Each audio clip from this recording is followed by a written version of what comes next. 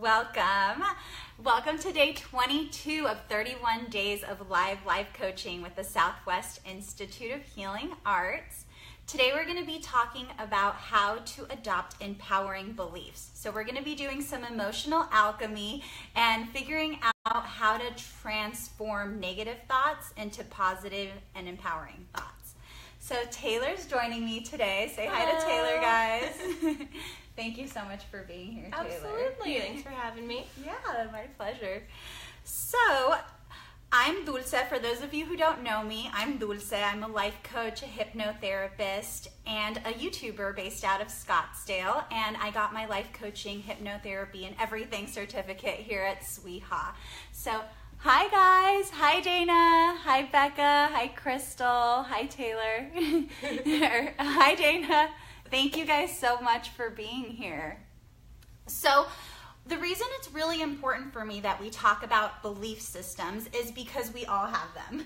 And a lot of times, a lot of us have big dreams and big goals. And we realize that as we're moving past it, we might have some belief systems or some beliefs that hold us back from really having what we want. And any successful person will tell you that when you're working towards a new normal and you really were climbing up a mountain, once you reach that peak, your view shifts. So being able to kind of go with that shift and develop empowering thoughts that support you and continuing to level up is going to be really hugely empowering. So if you guys have any questions, definitely leave them below. Hi, Pamela. Hi, Tracy. Hi, Sean. Good to see you guys. Thank you so much for joining us. So what we're going to go into first is I'm going to tell you guys some ways that we give our power away, and then I'm going to go into how we can take our power back, how we can transform those thoughts, and then we'll go through a little demo with Taylor. She'll be able to tell us kind of one disempowering thought, how she transformed it, and then we'll maybe coach around some of that with you guys. So if you guys are ready to get into it, give me some thumbs up.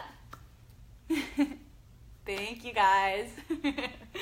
Okay, so we all adopt our beliefs from our parents, from our mentors, and from our life experiences, and they really serve us and they really support us in navigating life and really, thank you guys, knowing how to move forward. But there comes a point when we do have that thought that we're just like, whoa, this doesn't really support me and where I want to get. So we're going to get into how to really transform that, as I said. So 5 ways that we give our power away without really recognizing it is, one way is we worry about what other people think about us. So we're not really showing up authentically because we're worried about what the opinion is going to be of us. So that's one way that we give our power away. Another way we give our power away is we explain ourselves. We feel like we need to make excuses and give explanations for why we are the way we are or how we show up in the decisions we make in our lives. So a third way we give our power away is we put other people's needs before ours, and then later we resent them for it. So that comes from a really good place. A lot of us are really good people and we have a lot of feelings, so we don't want to disappoint other people. But with that comes us disappointing ourselves because we're not doing what we really feel called to do and what we really want to do. So a fourth way we give our power away is we spend time around people that drain us or people that don't really make us feel like we're okay for being us. And the 5th way that we're going to talk about today that we give our power away is we tell ourselves that this is just the way it is and this is the way it has to be, so we just have to deal with it. And that is not the case at all. We are co-creators in our life. So really taking back the power, recognizing that yes, things are going to happen in our experience, but ultimately we have choices in how we show up and what our next moves are. And that really empowers us and directs us towards what the next step is. So those are 5 ways we give our power away. So then we're going to get into how we can take our power back. But let me read some of your comments. Thank you, Pamela. I'm excited for you to be here. Thank you. And then Luna, we should do this every day. Thank you. And we actually are doing live coaching live every day for January. So make sure you tune in, Luna. Every day at noon, there'll be a different coach live for the whole month of January. Yeah, and beyond January, thank you, Dulce. Oh, yeah. So beyond January, we are wanting to incorporate more SWIHA live stuff. So if you guys have any requests on what you'd like to see us talk about, please let us know, and we will do our best to make that happen. Yes, we're definitely here to support you guys, so let us know what you'd like to see, and Taylor and our fabulous people over here at our marketing department can support you with that. And we're listening, so we really want to help you guys. Awesome! Congratulations, Nicole. Nicole's starting life coaching on February 5th. Awesome! Go, Nicole! We're going to see you maybe on the lives next year. I don't know. Dana. Oh, thank you, Dana. Dana said, thank you for honoring the good intentions and love behind beliefs that may have served us in the past. Important for integrating our whole self. Yes, definitely, Dana. And that's the thing with beliefs. We adopt them because they serve us. There's some point in our life where these beliefs really helped us, show up as our best selves. But as life progresses, things shift, and it's important that as we grow and we level up, we also grow and level up our beliefs. We are always gathering new information. So as we gather new information, it's important to make adjustments and really show up as the new, improved us, if you can say that, because we're perfect as we are. Sean had said, this is just what I needed. Leave it to Dulce to save the day. Aw, that's so sweet. Da, da, da, da. Just kidding. Thank you, Sean. Well, let's get into the nitty gritty of things then. So one way to really take your power back, and the reason it's so important is because really what we grow into has so much to do with our environment. There's a really popular quote I love by Alexander Van Heer, and it says, when a flower doesn't bloom, you change the environment in which it grows. You don't change the flower. So that's really important for us to recognize, is environment is so much. So recognizing that we have the power to shift that and really blossom into the people we know we are is so instrumental.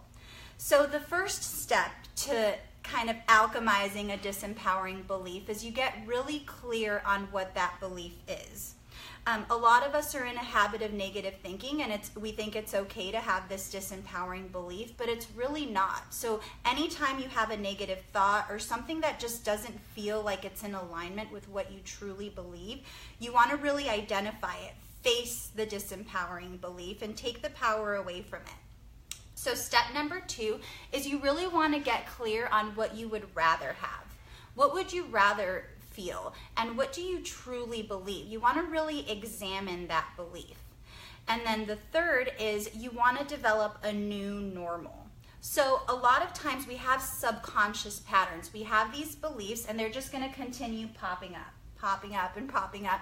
Even if we don't truly believe that, it's a habitual pattern, so it'll pop up and you'll have that belief again. So it's important to kind of be able to reframe that. So developing a new normal is a super important part of this. So let's kind of take a pause in the steps to go with Taylor and kind of talk about maybe a disempowering belief you've had and how you really shifted that. So tell us a little bit about what's a disempowering belief that you've held. Yeah, so a little bit of backstory. I just became a new mom this year. Yay. I am the cutest little 7-month-old guy really ever. So cute. But with that, like you were talking about, it's now, what is my new normal? Your life completely changes, your priorities change. And so in this reprioritization that I've had to go through, I've really had to look at all aspects of my life and kind of catalog them in order of importance. And what I sometimes struggle with is feeling like if I am doing something for myself, it's not serving anyone else. Mm-hmm. So I feel like if I do anything that's focused on me, that's going to benefit me, I have to first think, is this what's best for my family? Is this going to serve them? And if the answer is no, and if it's just going to serve me, it kind of has to go by the wayside, which is fine with some stuff. But I mean, that whole everything, the self-care category, falls into that. Friendships fall into that. So it's struggling to find that balance between this little voice in my head that says, you know, like, is this you being a good mom? Is this you being a good partner? You know? So I think that sometimes I'm a little too hard on myself when I hear that voice.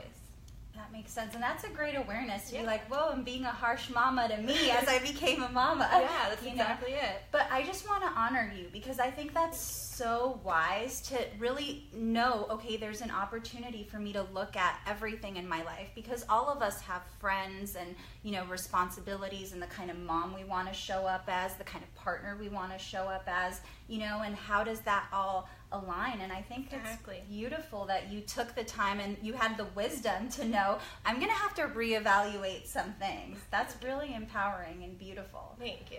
So what have you done? Because you did mention friendships and self-care. So are those two things that you kind of have noticed you're a little hard on yourself? Yeah, I mean, it's even something as simple as like, do I buy myself my regular fancy shampoo that I've been using for years, or do I use that like extra $20 for groceries? Do I go with this little $5 shampoo that's not going to make me feel as pretty, you know?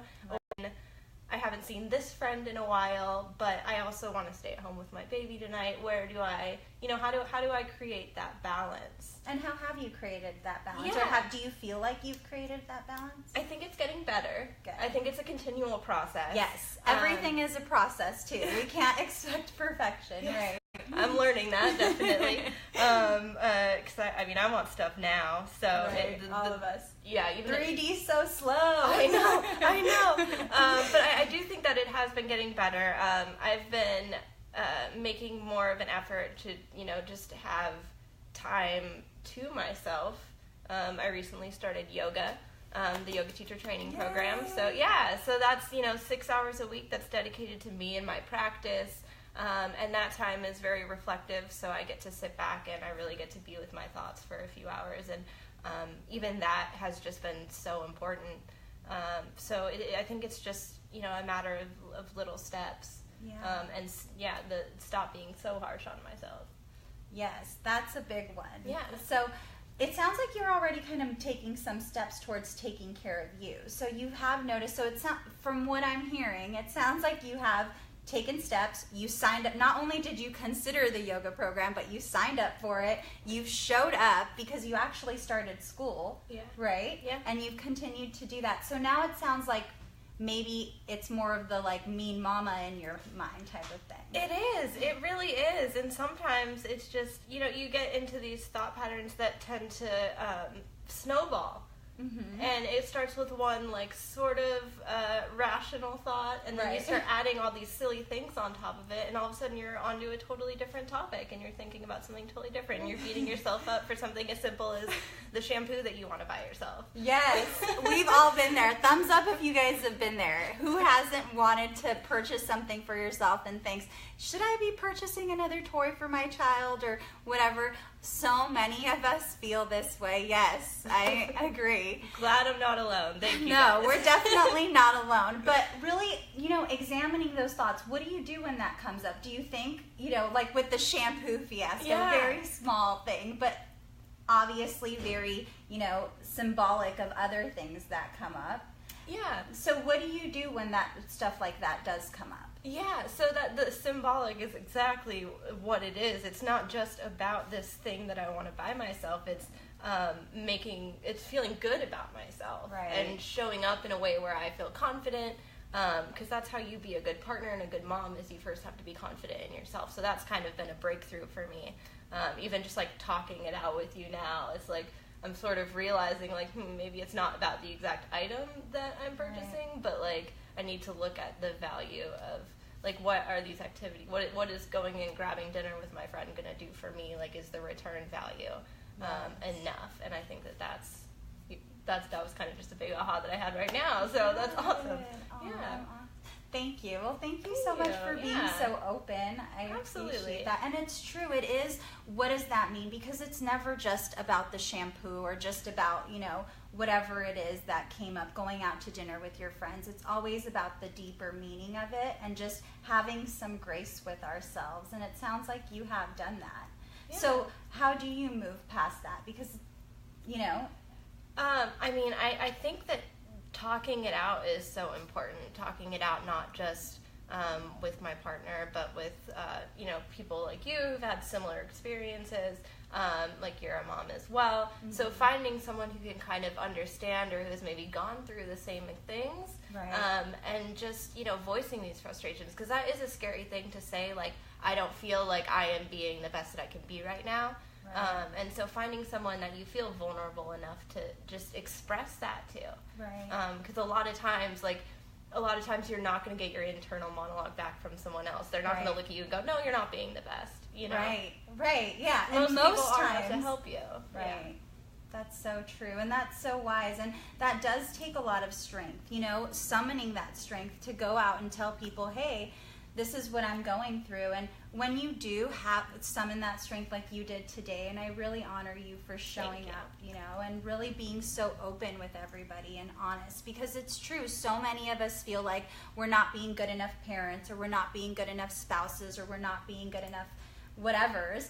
But just recognizing that the fact that we even have that question shows that we are such beautiful humans, and we are so heart-centered, that we care about those people and we care about them enough.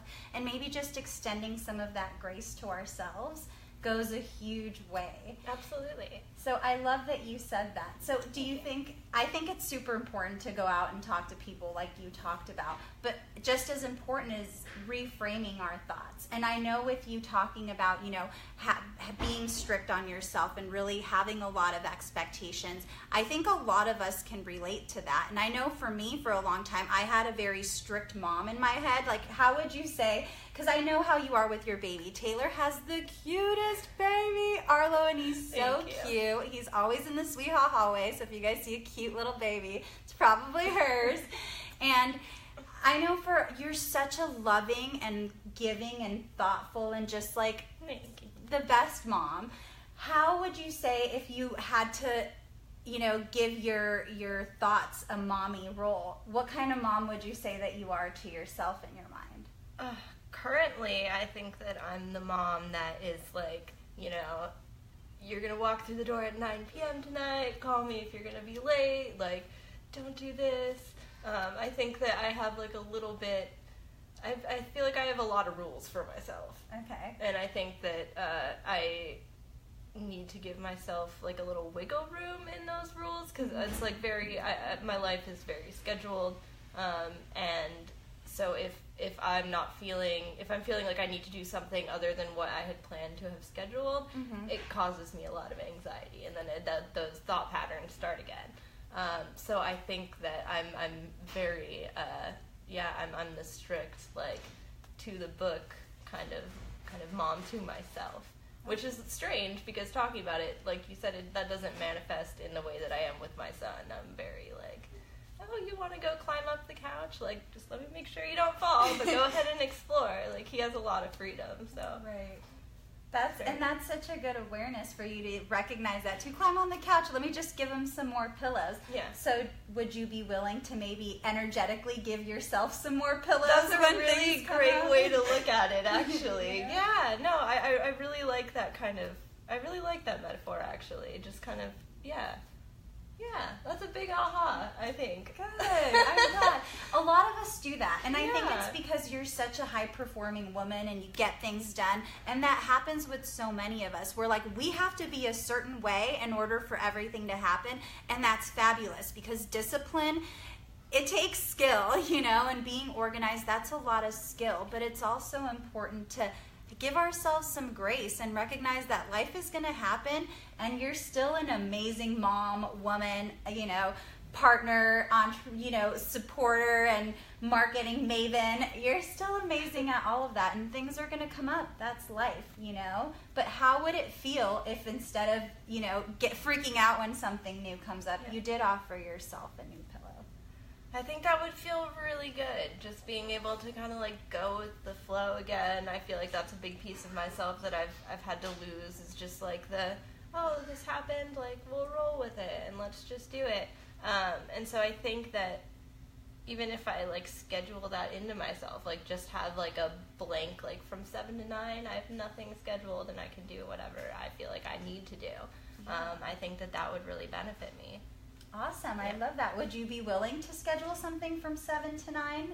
I have yoga tonight, but so tonight's not good, but there's 6 other days. Exactly. But yeah, no, I think even if I just chose like a date a week and had a block of like me time, that would be absolutely fantastic, and I think that's so important. That's awesome. What kind of things would you do?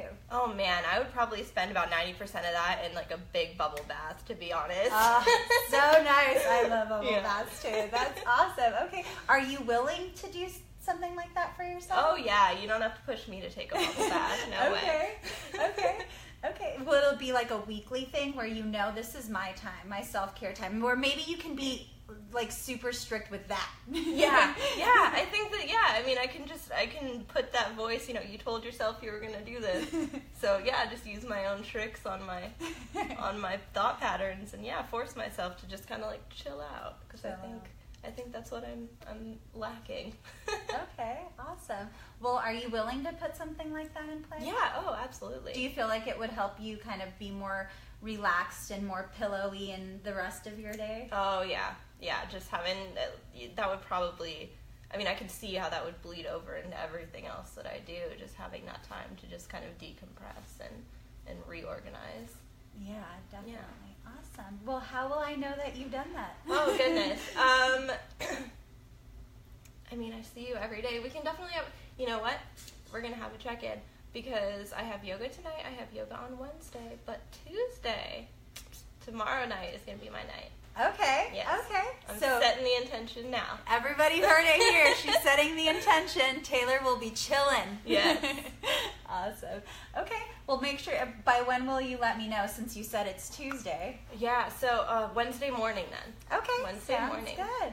Beautiful. Well, thank you, Taylor. Dulce. That was great work. Yeah. I really appreciate that. And I think so many of us can relate to that. I mean, how many of us haven't recognized that we are way stricter parents to ourselves than we are to our little babies or to the people in our lives? I know for sure, even like on a personal story, for me, I had a very similar thing where I too was really harsh on myself. And I had to, in my mind, like visualize, what does the mom I am to me look like? And I imagined someone who is very pointy and always pointing, and I realized, like, no, I want like a big mama living with me, so I now shifted that to where I have big mama living with me, and she's this big beautiful woman that gives big beautiful hugs, and every time I make a mistake, instead of being like, you messed up, you should have planned better, she's just like, oh, it's okay, baby, come here, and she gives me a big hug, and that makes me feel so much better to kind of get up and try again, having big mama in my mind. So maybe something to think about. Yeah, and I know that sounds really like dorky, but big mama's real, and she really supports me, and I've found that it's a huge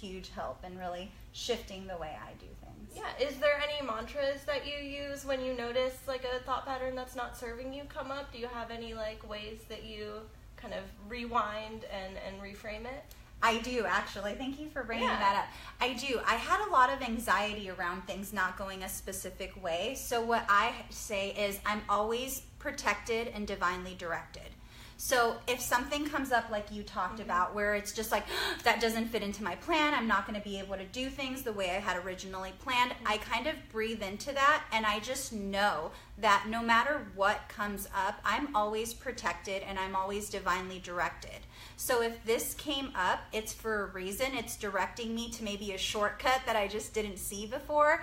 So just having that awareness and just being able to believe in that instead of the belief that this is going to mess up my whole day, just allows me to kind of chill out a little more, loosen up, and just breathe into it. But that's been like a life changer for me. And also helped me let go of so much, just recognizing that whatever is, and I'm always protected and divinely directed. I made it this far, so I know I'm going to keep making it, and that really helps. Very true. That's awesome. Thank you for sharing that with me. Yeah, thank you. What do you think is a mantra that you might be able to move forward with? So one that I have loved since I heard it way back in high school, it's not so much, well, I guess it could be. It is a mantra now, but it originates from a playwright called Samuel Beckett, and it is ever tried, ever failed, try again, fail better. And so whenever something doesn't go exactly as planned, I don't succeed. Yes, I don't succeed in the way that I want to. I remind myself, try again, fail better. I love that. That's beautiful, because that invites you to kind of take all the information and recognize that it was all for something, because you can fail better next time. Yeah. That's beautiful. Thank you, Yeah. Taylor. Thank you, guys. So let's check some of the comments here. Yes, Wendy, loving ourselves is easier said than done, but necessary. I agree. It definitely is. It's a practice. And I think just recognizing that we can, love ourselves a little deeper and continue to move forward is very important. I forgot about I'm protected and divinely directed. My friend Crystal's here. She's heard me say it before. Aho, Becca, thank you. So Dana says, I've been reframing my chores as opportunities for self-care. For example, doing the dishes is now preparing the kitchen for my next nutritional sensory experience. I love that, Dana. That is so beautiful. I love that. Yes, reframing the way you do things is so important, because we all have to do what we need to do to get things done, but taking our power back and making it fun. And I love that nutritional sensory experience. Like, I want to go and have your nutritional sensory experience now. I love that, Dana. Thank you. Let's see. Thank you, Nicole. Thank you for being here. Marcy, big hugs, Marcy. All right, thanks. Dana witnessed your bubble bath intention. So. Oh, good. Okay. Does anyone else have any mantras that they tell themselves, or any way that they reframe things that they necessarily don't want to do? Yes. Do you guys have any mantras that you use to reframe things? Kind of like Dana did. Oh, Becca says she's been mindfully enjoying cleaning too. I love that. Yes. For me too, making it a game. When I water my plants, I pretend I'm the queen of the water, and I'm giving it to all of my subjects, sharing the abundance of water. And I know it's so little, but I think the water is here, and it makes it fun, Yeah. So whatever you can do to really make your experience funner.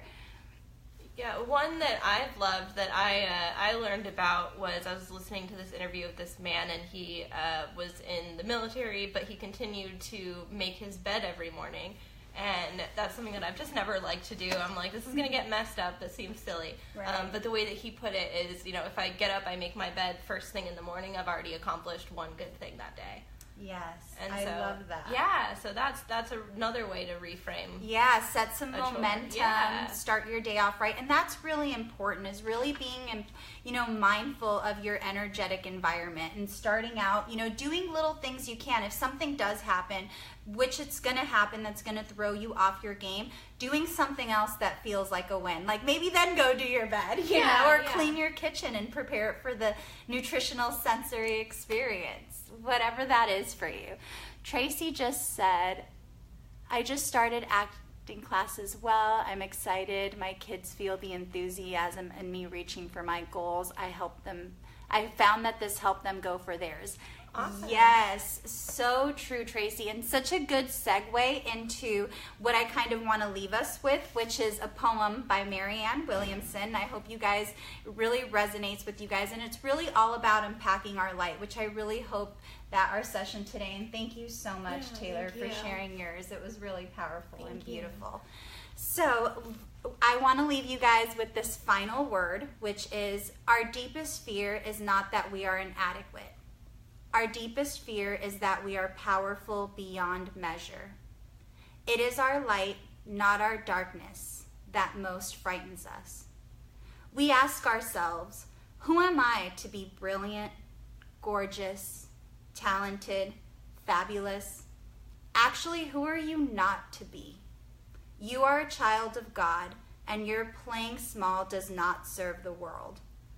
There's nothing enlightened about shrinking so that other people won't feel insecure around you.